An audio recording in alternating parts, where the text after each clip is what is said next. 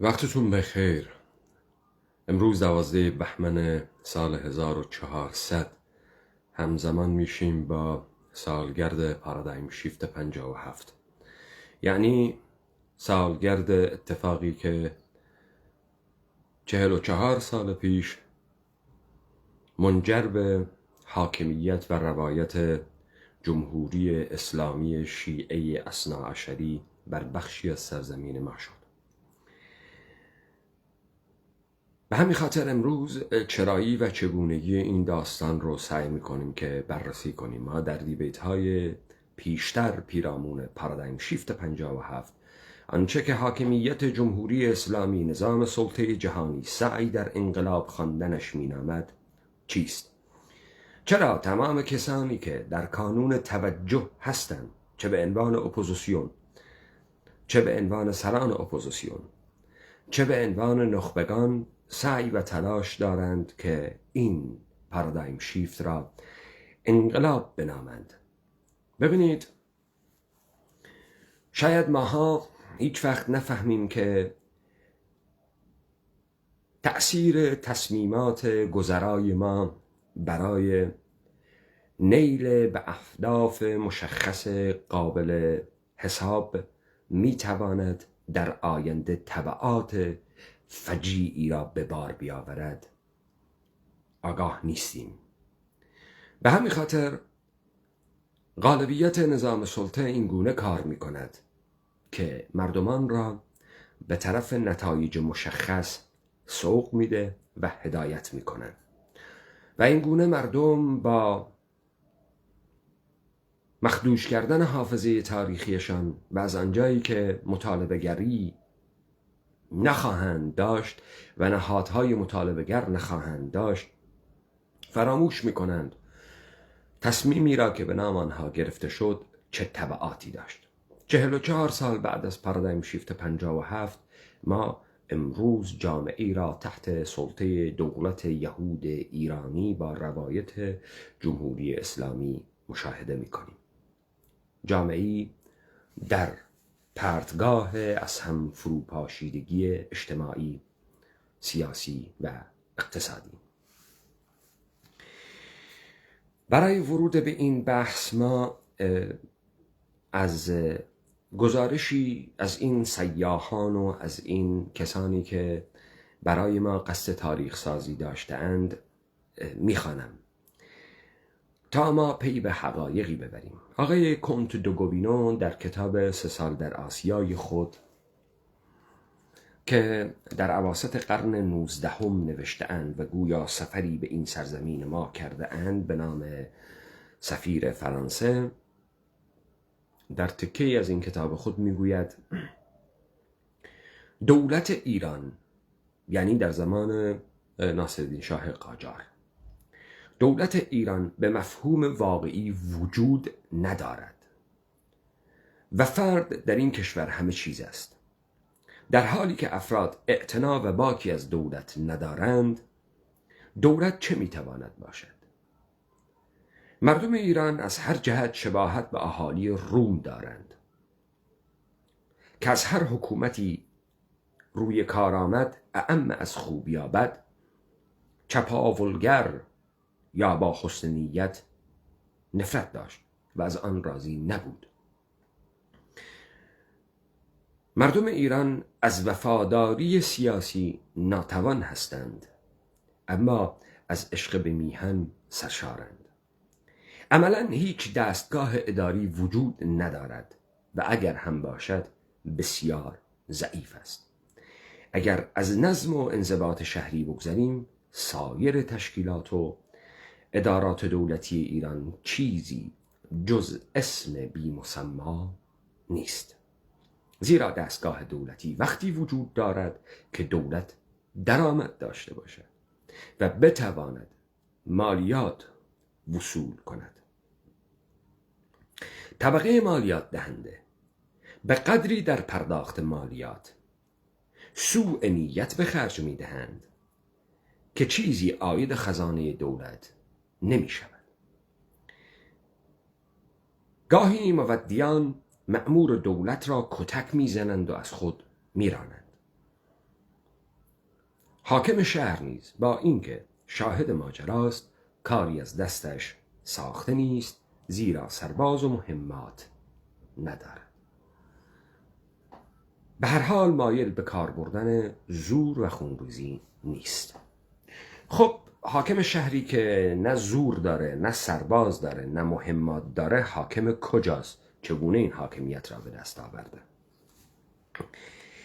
دولتی که خزانه خالی دارد، قدرت اعمال سلطه ندارد، مؤسسات و دستگاه‌های مختلف ندارد، چگونه بر این سرزمین حکومت کرده؟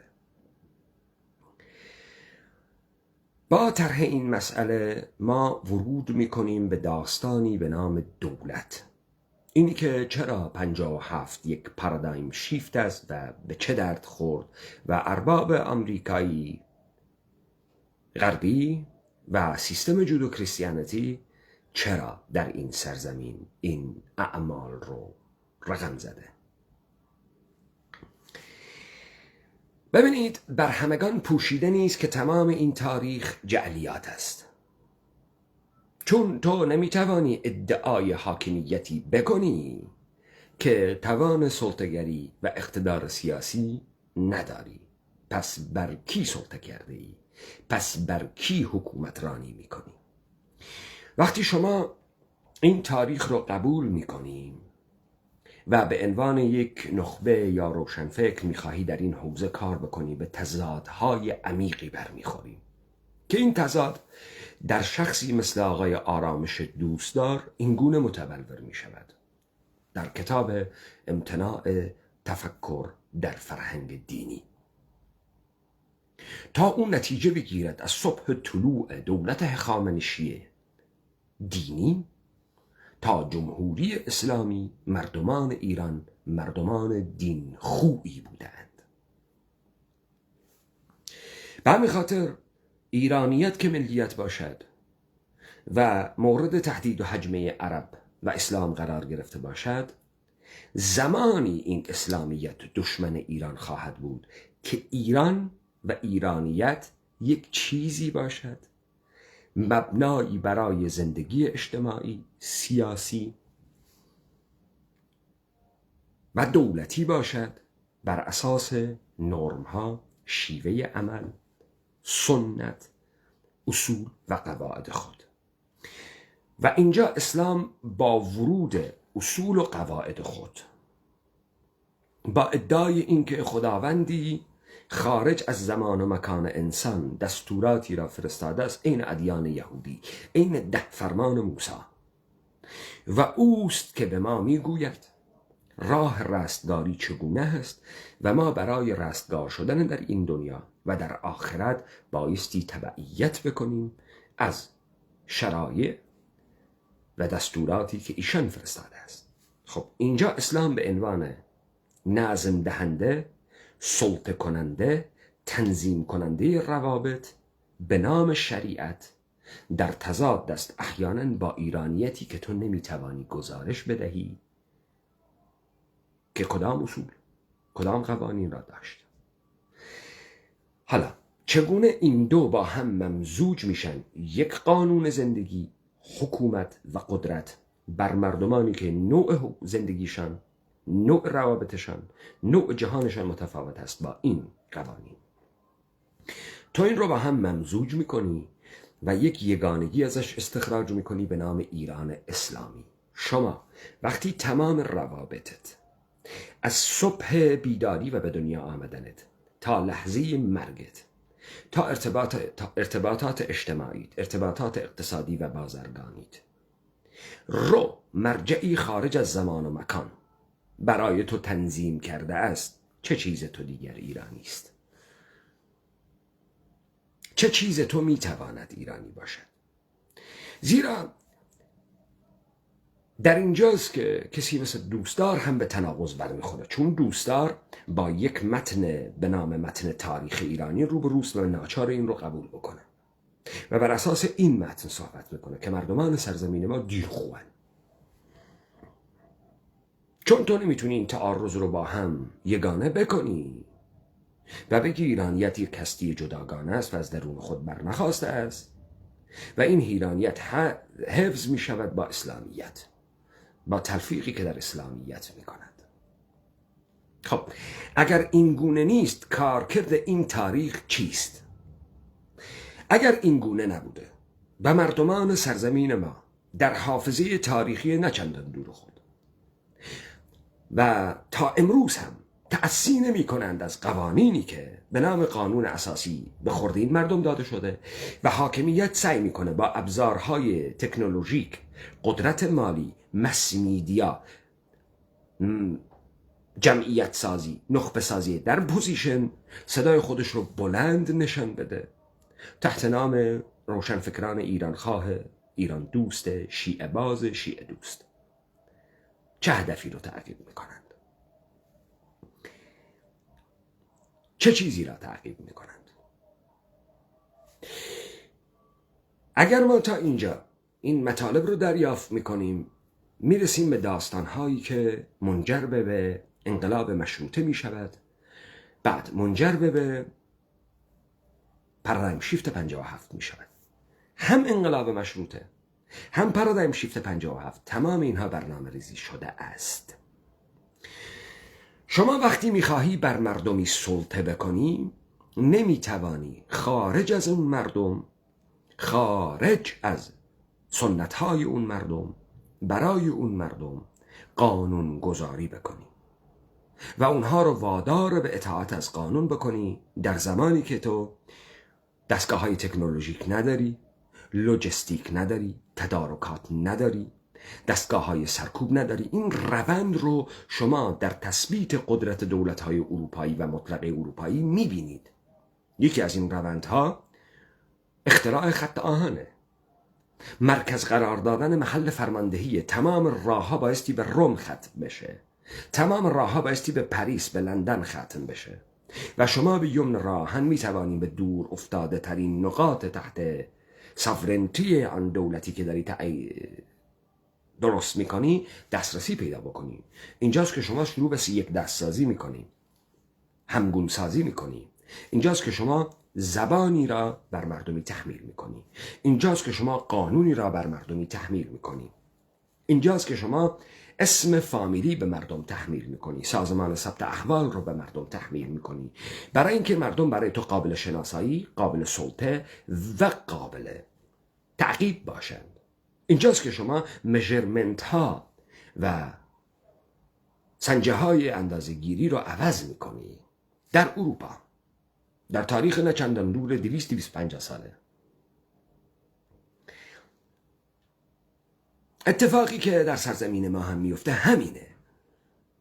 شما به خاطر اینکه مردمانی را که شیوه زندگیشان فرق میکند، شیوه عمل کردنشان فرق میکند، غیر قابل سلطه هستند، به سلطه در بیاری واستی تمهیداتی به خرج بدی. اینجاست که مثلا میگن بریتانیا گرگ پیر استعمار است. برای اینکه خوب بفهمیم داستان رو من مثالی بزنم.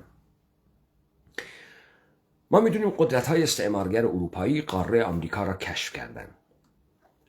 قاره آمریکا، قسمت آمریکای لاتینش، دارای تمدن‌های یک جانشینی به نام اینکاها، آستک‌ها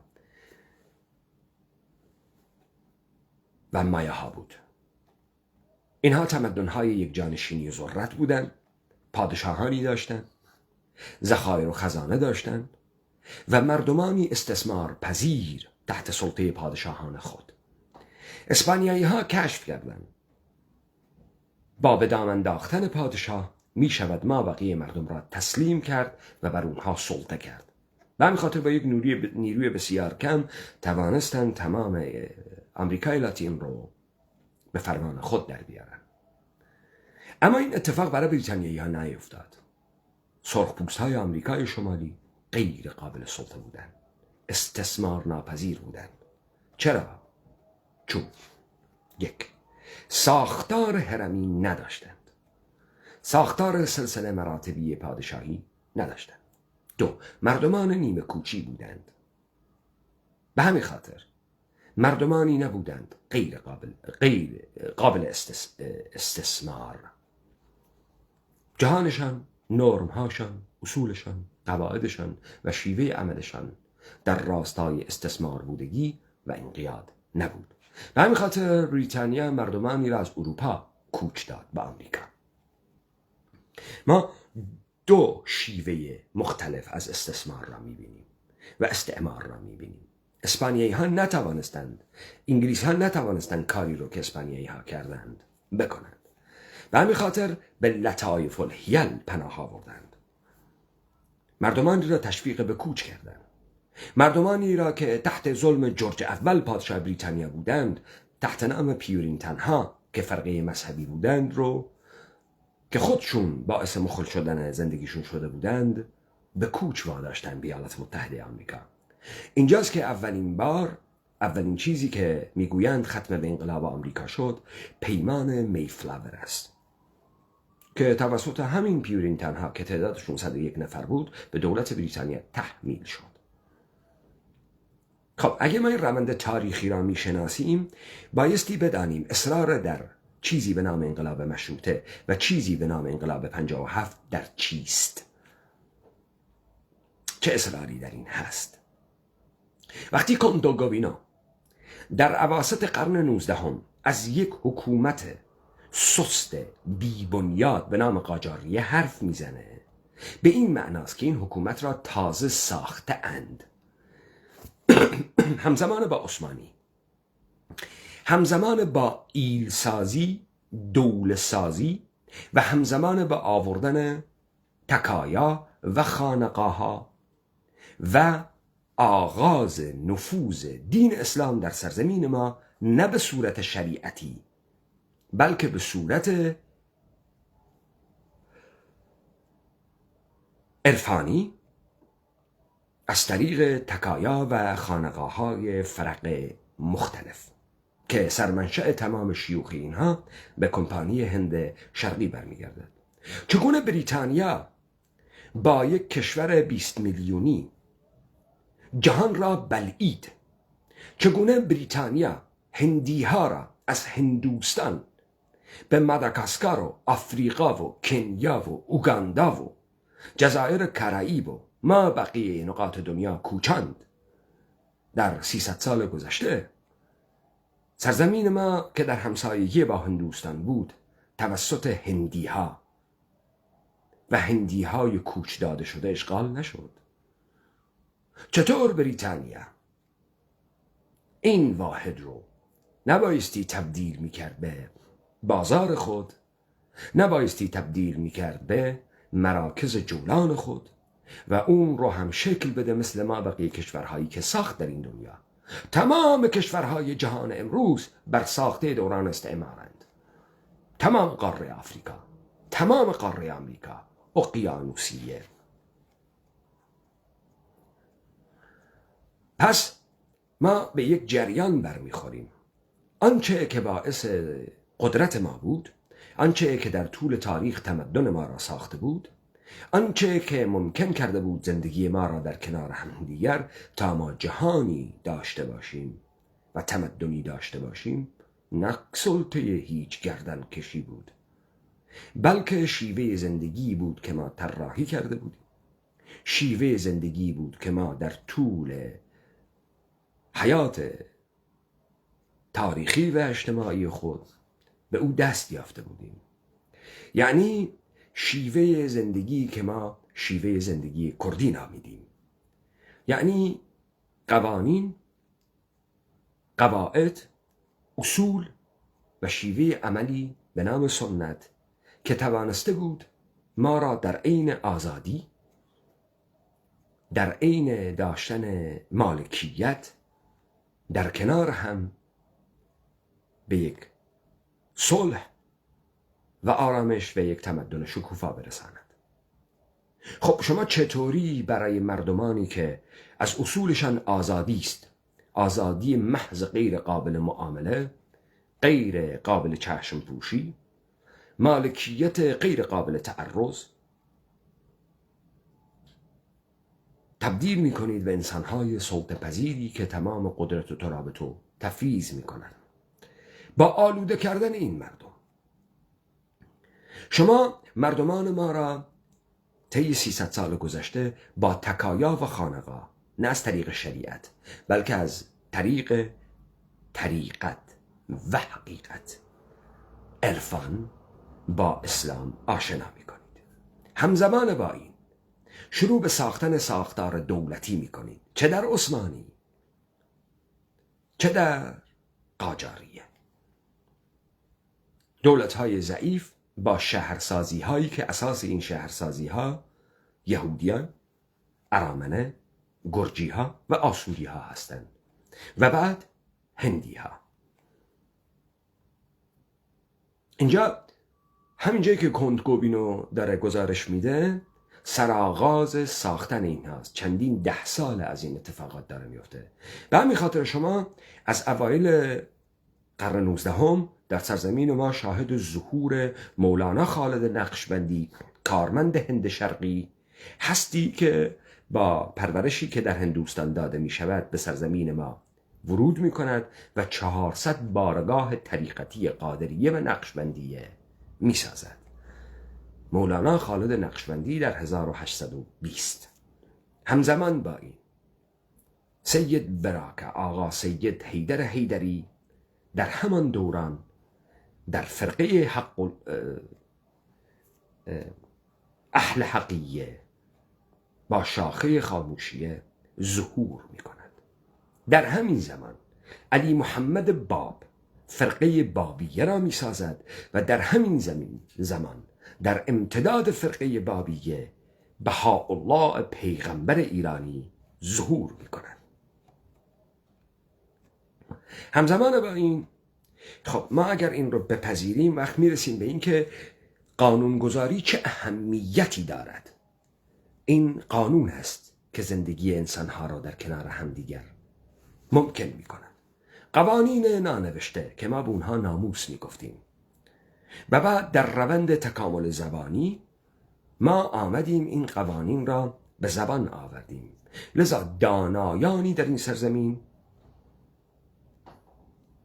ظهور پیدا می کردن تا قوانین را کشف و استخراج کنند و قوانینی که جزء زندگی مردم بود رو به قالب کلمات در می آوردند به نام کلام.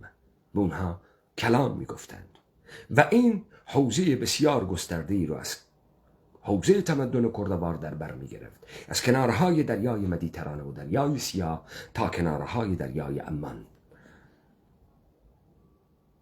تا قوانین نانوشته ای را که امکان داشت به سمت سوی انحراف برود در مسیر درست تعقیب ایده کردیت هدایت بکنند. و اکثریت این کلام‌های منظوم بود به خاطر اینکه به راحتی توسط مردم ممورایزد یا حفظ بشود. همین بارگاه ها رو حک می کنند و تبدیل به خانقاه و تکیه می کنند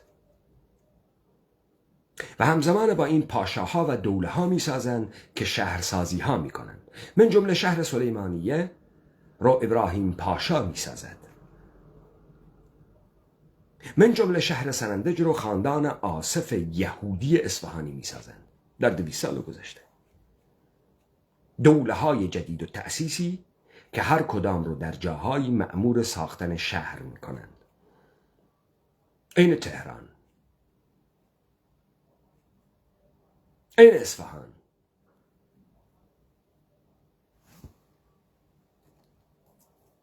خب به خاطر اینکه به این مردم سلطه بکنی هیچ کسی نمیتواند خارج از عرف، سنت، اصول و قواعد مردمی برای او قوانین من درآوردی بیاورد. مورد پذیرش مردم نخواهد بود. اما در یک شرایط و در یک شرایط خاص می شود قوانینی را ابداع کرد. اون هم در شرایط جنگه، در شرایط تهدید خارجیه، در شرایط در مقابل دیگری است. و اینجا مردمان یک سرزمین، یک تمدن در مقابل ابداعات قانونهای جدید هیچ مقاومتی نمی کنند، چون ربطی به اونها نداره، ربط به دشمن دارد. اولین کاری که بایستی بکنن اینه که مردم سرزمین ما را همونطوری که دوستدار به درستی مورد پرسش قرار میده چه سنخیتی دارد اسلامیت با ایرانیت. مردم سرزمین ما را بایستی دچار دوگانگی و چندگانگی هویتی بکنن. اولین اتفاقی که میفته اینه شما را با طریقت آغشته اسلام میکنن. برای اینکه اسلام را تبدیل به حقیقت جامعه شما بکنند و شریعت اسلام را ظهور بدهند، شما توجه داشته باشید یک ملا در این سرزمین دارای تبار سرزمینی نیست. اینا یا خامنه ای‌اند، یا خمینی‌اند، یا خراسانی‌اند، یا آمولی‌اند، یا عراقی‌اند، یا قمی‌اند، یا بروجردی‌اند. هیچ کدام از اینها تبار فامیلی ندارند. به اسم شهرهای تازه تأسیس اینها رو مینامند.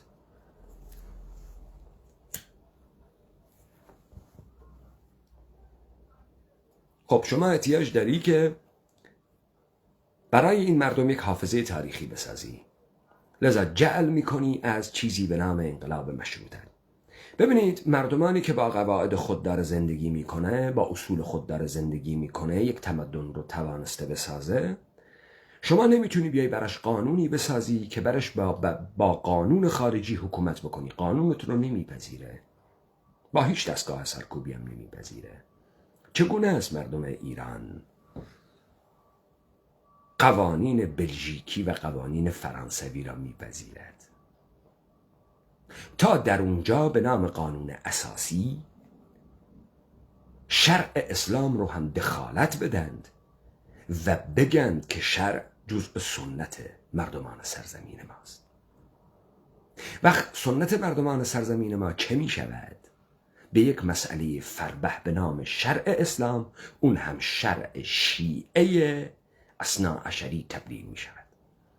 در این لطایف الحیلی که مردمان ما غایبا نیستند و این اتفاقات داره حول محور برساخته های کارمندان کمپانی هدن شرقی اتفاق میفته تا برای من و شما تبدیل به تاریخ بشه، سندیت تاریخی بگیره و ما بپذیریم در کجای این سرزمین شرع وجود داشته، در کجای این سرزمین شیوه زندگی ما رو شرع تنظیم کرده، در کجای این سرزمین دستگاه سیستماتیکی الهیاتی تشیعی وجود داشته که ملا تولید بکنه، ملا هم برای ما متون شرعی بیاره که روابط ما رو تنظیم بکنه. در هیچ جا، در هیچ جا الا در مراکز تازه تأسیسی به نام شهرهای متأخر که یهودیان و ارامنه و آسوری ها و گرجی ها را میارند میسازند و بعد عده‌ای هندی رو هم درش کوش میدهند تا اتفاقات بعدی. خب اینجا اتفاق میفته. هویت کردیت این سرزمین حک می شود توسط اسلام، توسط سلطه دولتی به نام ایران. اسلام، ایران، دو هویت، دو هویتی که از آن ما نیست. هر دو هویت هویت قانونگذاری است. هویت اسلام شریعتی، هویت دولت ملت قانونی. اینجا چه چیز از بین میره؟ قانون زندگی که ما را در این سرزمین مانا کرده است. تمام قوانین ما از بین میره و میخواهند از بین ببرند. لذا برای اینکه از بین ببرند ما رو در یک کلیت هویت جعلی ساخته به نام ایرانیت که همان تشیع است دستبندی میکنند. معلوم نیست این هویت از آن کیست. بعد هویت‌های واقعی ما را تبدیل میکنند به هویت‌های قومی. ناگهان قوم لر میسازند، قوم کرد میسازند و این هویت‌ها رو به نام زبان مینامند. ما زبانی به نام زبان لری نداریم.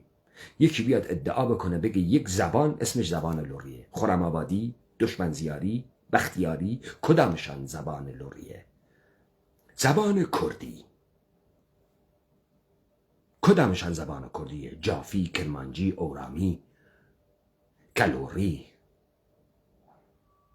کدامشان؟ لکی، زازاکی، بادینی کدامشان کردیه؟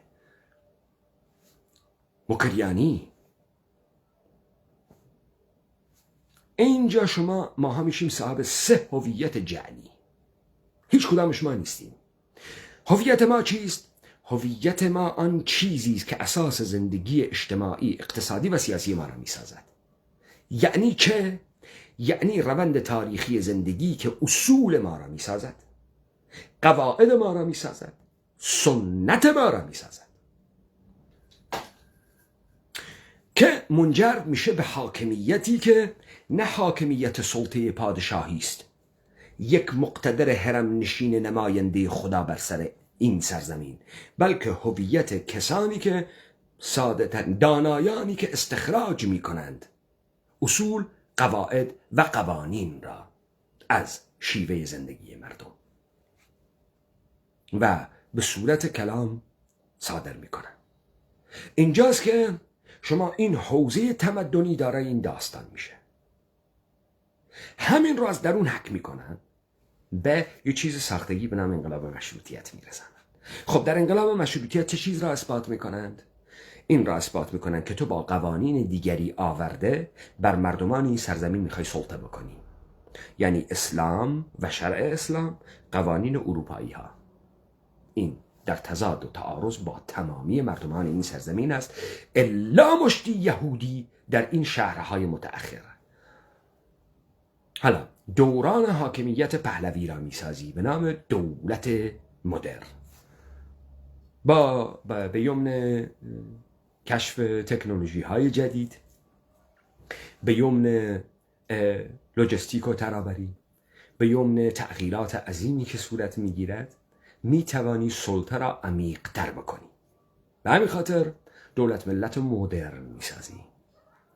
زبان فارسی هیچ ایرادی نداره شما به هر زبانی صحبت میکنی، اما زبان فارسی زبان قانونی اسلامی عرفانیه، زبان ساخته شده، آورده شده توسط کمپانی هند شرقی که یک حافظه برای شما درست میکنه از تاریخی بودن، اسلامی بودن و عرفانی بودن ما.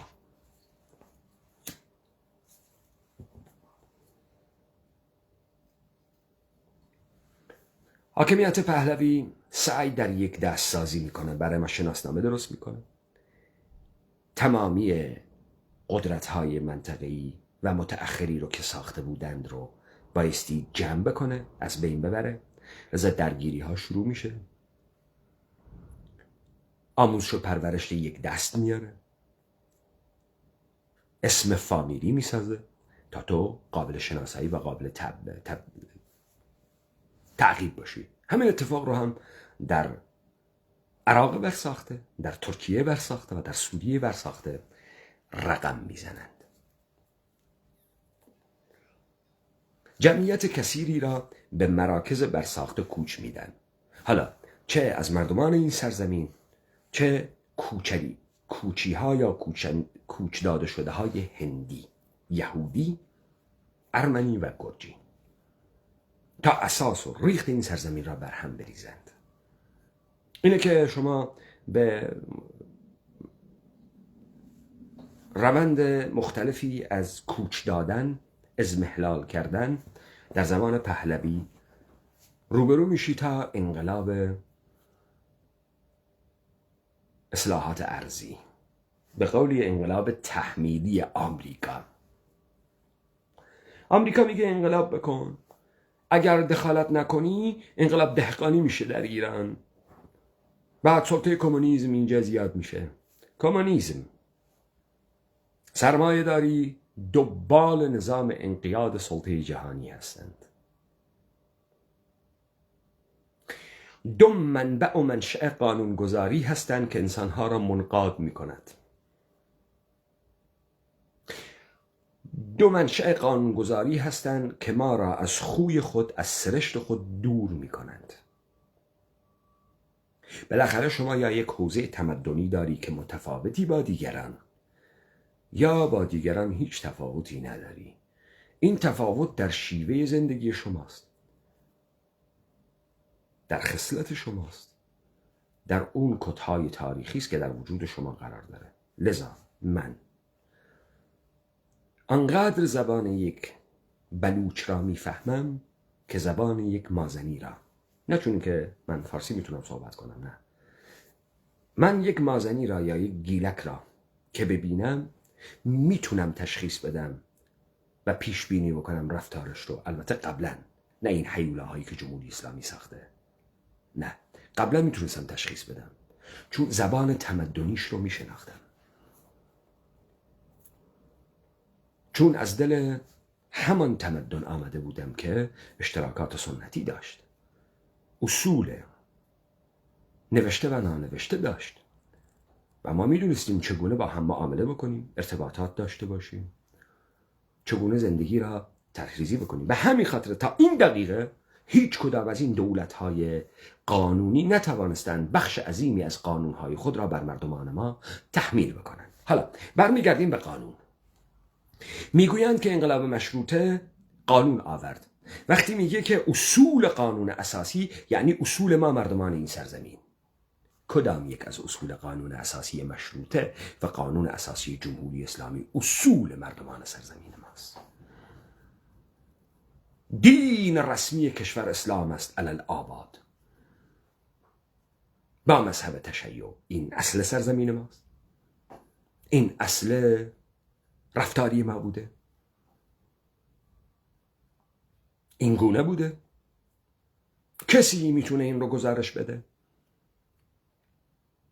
اگر ما سرمنشأ تمام رفتارهای اجتماعی من، اقتصادی من بایستی شرع اسلام باشد، کجای ما دیگه کرده یا ایرانیه؟ چه چیزه ما؟ اینجا شما با این غش بزرگ و این کلاهبرداری بزرگ رو میشی در زمانی که مردمی نیست و آگاهی ندارد. چرا؟ چون سر مردم نمانده، نخبگان مردمی نماندن، دانایان این سرزمین نماندن، برای تو نخبه سازی کردن، دوله سازی کردند، برای تو کارمند فراماسونری ساختند، فراموشخانه ساختند، مجمع آدمیت ساختند، ملکم خان ساختند، رضای کرمانی ساختند، آخوندزاده ساختند، برای تو اینها رو ساختند. حالا ما به یک جا می رسیم که بایستی این سنت اسلامی را در درون این مردم نهادینه کرد تا این مردم بپذیرد که مسلمان بوده و حالا تحت فشار شریعت قی کند شریعت را، تمام ساختارهای اجتماعیش اصلا پاشیده بشه و حتی رفتارهایی رو که قبلا داشت و نمیدانست یا نمیشناخت یا نمیتوانست به زبان بیاره تحت نام اسلام تف کنه و قی کنه، تا حالا مردمانی آماده برای سلطه‌گری تام و تمام با نرم‌های جدید نظام سلطه مهیا بشود. این کار رو کی میتونست بکنه؟ یک ملای شیعه. اولین کاری که میکرد این بود: یک، دستگاه ملاسازی را عظیمتر و برینتر میکرد. دو، یک واقعیت شیعه سازی از سرزمین ما میکرد، یک اکثریت شیعه میساخت. لذا در قانون اساسی برای تو مینویسند اصل 12، دین رسمی این کشور اسلام است با مذهب تشیع اثناعشری.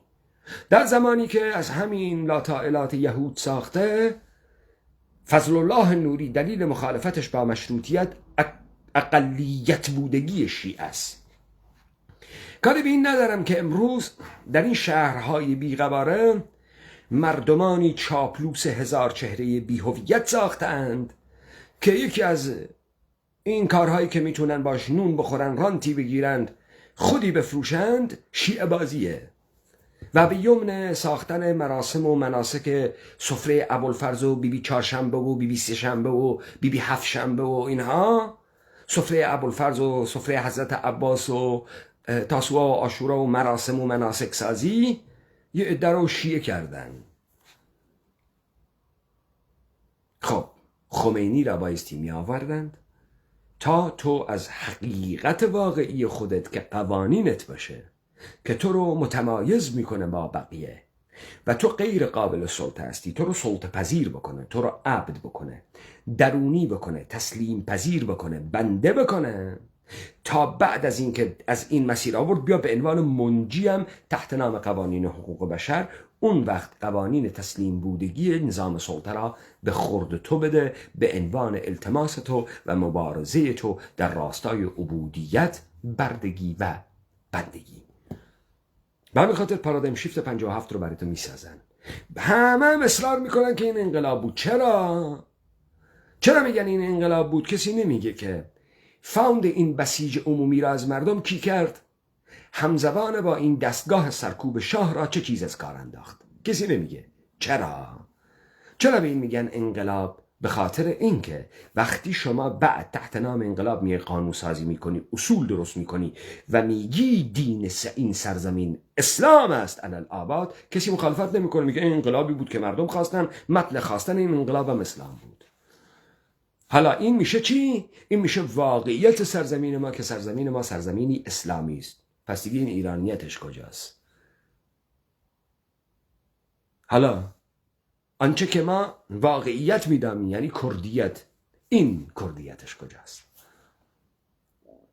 لذا اصرار بر انقلاب بودن اصرار در مشارکت آگاهانه دادن مردمی است که اصول خود را میخواهد، نه اینه که شما با یه امکاناتی از مردمانی بی طبقه، از مردمانی ناآگاه بتوانی به یمن امکانات مادی امنیتی بسیج بسازی در خیابان به نام تظاهرات و در بالا هماهنگ بکنی تمام اتفاقات رو و به این بگی انقلاب. حالا هویت ما چه شد؟ ما مردمان این سرزمین چرا این گونه هستیم؟ چون 3 هویت داریم، هیچ کدامش از آن ما نیست. هویت ایرانی که از آن ما نیست، هویت اسلامی که از آن ما نیست، هویت قومیتی که از آن ما نیست، هیچ کدام از آن ما نیست. چرا؟ چون تمام اینها به جز هویت قومیتی نیوترالی که در ایرانیت میتواند متبلور بشود، چون ایرانیت مبنای قانونگذاری و سلطه کردن و حکومت کردن است، لذا با هویت قومی لک و لر و تالشی و مازنی و کسپیانی و ترک و کرد هیچ مشکلی نداره. زمانی مشکل پیدا خواهد کرد که کردیت مبنای قانونگذاری باشه. مبنای قانونگذاری بودن یعنی قدرت جمعی مردم. اینجاست باش مشکل داره. خب حالا سوال، این ایرانیت چیست؟ از اصول ایرانیت آزادی بی قید و شرط است، آزادی غیر قابل معامله کردن است. از اصول ایرانیت مالکیت تام و تمام بی قید و شرط است. هست یا نیست؟ یا انقیاد است؟ یا انقیاد و سرسپردگی به شاه است؟ شاه نماینده خداوند است. این اساس زندگی هزاران ساله مردمان ما بوده.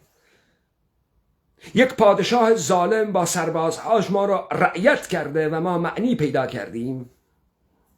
اینه. اگه اجداد شما این بوده، من یادم نمیاد اجداد ما اینطوری بوده باشه و یادم نمیاد هیچ شریعتی بر مردمان ما حکومت کرده باشه. گو این که ها مردمان امروزین ما هم حتی در کلان شهرهایی مثل تهران قی می کنند قوانین حاکمیتی و حکومتی را و رعایت نمی کنند. لذا حاکمیت نمیتونه از این مردم مالیات بگیره. لذا حاکمیت نمیتونه دستورات خود رو به اینها دیکته بکنه. در ماجرای کرونا نمیتونست مردم رو تو خونه نگه داره. به همین خاطر شروع کرده بود از یک مشت پرستار و دکتر و فعال جامعه مدنی استفاده کردن برای تحمیل اراده خود کردن در حوزه کرونا و مردم رو در خانه بردن با درست کردن کلیپ های جعلی و ساختگی و ششا سفید میشه و آدما کشته میشند و آدما مردند و آهک میریزیم رو جنازه ها و تا مردم رو بترسونن تو خونه بکنن و مردم نمیرفتن.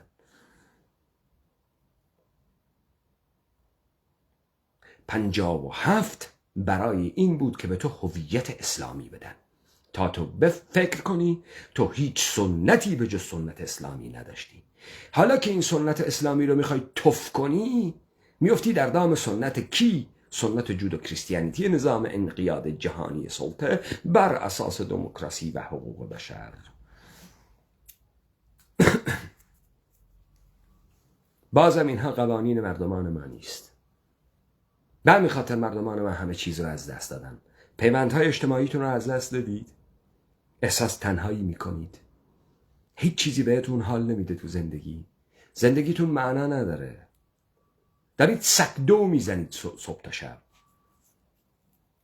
کارتون شده گیر خوردن در بقا. برای این تبدیل به گرگ شدید. غروری دیگه نمونده. چاپلوسی رو تا حد نهایت بلد شدیم.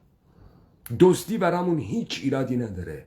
دروغگویی اگر به اصل در زندگی ما تبدیل نشده باشه، جزء ستون زندگی ما شده. اینا رو کی کرد؟ ما اینطوری شدیم، اینطوری بوده ایم یا اینطوریمون کردن. وقت اینجا شما پی میبرید وقتی ما ایرانیان جمالزاده رو میخونیم رو برای کی ساختن؟ ایرانی ها دروغگوان. وقتی دوگوبینو میگه که ایرانی ها دارای تضاد شخصیتی هن، وقت بهانه‌اش هم میکنه این که ایرانی ها زرتشتی بودن تو خونه، بیرون مسلمان بودن. دروغ میگه. شما رو باید اینطوری میکردن، ما رو باید این شکلی میکردن. 3 هویت جعلی که از آن ما نیست به ما بدن تا ما خودمون رو گم کنیم. ما دچار از خود بیگانگی شدیم. البته در این سرزمین هم مورد حمله مشتی بیگانه که در این شهرها استتار کردن و چون با زبانی صحبت میکنن که ما هم تکلم میکنیم فکر میکنیم از ما هستن. کردیت خصلت است، شیوه زندگی است. به همین خاطر ما فوراً میتونیم شناسایی بکنیم هندی زاده را، یهود زاده را، ارمنی و آسوری زاده را به راحتی میشه شناسایی کرد. هنوز هم علیرغم تمام تخریبی که از مردمان این سرزمین شده باز هم میشه شناسایی کرد. تعداد قلیلی که کنترل مردمان این سرزمین رو در دست گرفتن با مدارس الیانس و دانشگاه و نخبه برساخته و حوزه علمیه و مؤسسات دولتی. با پول کسی از خودش سوال نمیکنه یهودی بریتانیایی چرا باید اسکناس ناصرالدین شاهی چاپ بکنه تا ناصرالدین شاه قاجار پول داشته باشه بدون هیچ پشتوانه‌ای. برای رواج در کرمانشاه فقط، اهواز فقط، مشهد فقط، شهرهای تازه ساز. کسی از خودش این سوالها رو نمیپرسه. ما با این مقدمه‌ای که در روز 12 بهمن انجام دادیم به واکاوی تمامی این تاریخ جعلی تا پارادایم شیفت 57 خواهیم پرداخت. ما در دیبیت های گذشته ثابت کردیم که خمینی نه رهبریت کاریزماتیک بود، نه متن انقلابی داشت، نه انقلابی صورت گرفت و سپاه پاسداران هم موجود ناقانونی باسترد است. چه چیز در سرزمین ما ناقانونی است؟ ما به چه چیز ناقانونی میگوییم؟ آنچه که برخلاف عرف، سنت، قواعد و اصول ما باشد. دولت ایرانی دولت غیر قانونی است. شرع اسلام در سرزمین ما غیر قانونی است. با اصول ما در تضاد است. از آن ما نیست. ضرورت این دیبیت ها برای این است که پارادایم شیفت جمهوری اسلامی آغاز شده است. میخواهد پارادایم شیفت دیگری بکند. این بار نمیتونن ماجرای ساختگی مشروطه را تکرار کنند، نمیتوانند ماجرای جعل پارادایم شیفت امریکا ساخته 57 را تکرار کنند. ما به عنوان آخذ کردوار و سربخو از صبح طلوع این کار اگر نتوانیم جلوش رو بگیریم، در مقابل قانون اساسی ساخته و دروغ اینها در اصولش خواهیم ایستاد و بهشون ثابت میکنیم اینها اصول مردمان سرزمین ما نیست و تو با این قانون نمیتونی در این سرزمین حاکمیت بسازی. ما نبودیم در اون روزگاران وقتی شما از این جعلیات استفاده کردی. وقتی مردم ما را بی‌هویت کردی و از خود بیگانه کردی. ما توان این را داریم از دل زندگی اجتماعی مردمان خود اصول مردمان خود را بیرون بکشیم و استخراج بکنیم. به راحتی متن اسرائیلیاتی را از متن کردی تشخیص می دهیم. کردی نه به معنای زبان و قوم، کردی به معنای حوزه تمدن انسان آزاد مخیر که توانست تمدنی بسازد نه بر اصول انقیاد بلکه بر اصل آزادی، نه با خلع ید مالکیت بلکه با دادن اختیار تمامیت مالکیت، نه با بی قدرت کردن مردم بلکه با دادن قدرت تام و تمام به هر انسان توانست وضعیت صلح و زندگی را امکان پذیر بکند. لذا جهان کردی ما جهان بدیل نظام انقیادگر ادیان ابراهیمی و جودو کریستیانیتی است. به همین خاطر بایستی مردمان ما را این شکلی می کردند. انقلاب زمانی صورت می گیرد که در اوج ناامیدی و نابودی هستند مردمانی. امید زمانی وجود دارد که ناامیدی بر سرزمینی مستولی شده است. ما روی دادیم و در آینده ثابت خواهیم کرد که از پستوهای تاریخ این مردم تاریخی حقیقت زندگی اونها دروغ شما را نابود خواهد کرد. شما با عده اقلیت یهودی هندیتان نمی توانید تا ابد بر این سرزمین حکومت بکنید. کردیت، خصلت کردیت، شیوه عمل کردیت یک امر هزاران سال نهادینه شده است. داستان وسوسه و طمع و از هم پاشیدگی اجتماعی سرزمین ما داستانی گذراست. مردمان ما هنوز گذشته ای دارند که به او رجوع بکنند وقتی به تنگنا برمیخورند و ما این مجال رجعت را ساخته ایم.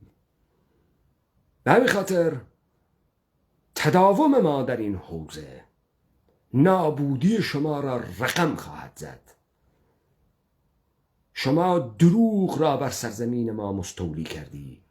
ما نه شرع اسلامتان نه قوانین هیچ مردمی بر سرزمین من نمیتواند حکومت بکند. غیر قانونی هستید و نابودتان خواهیم کرد.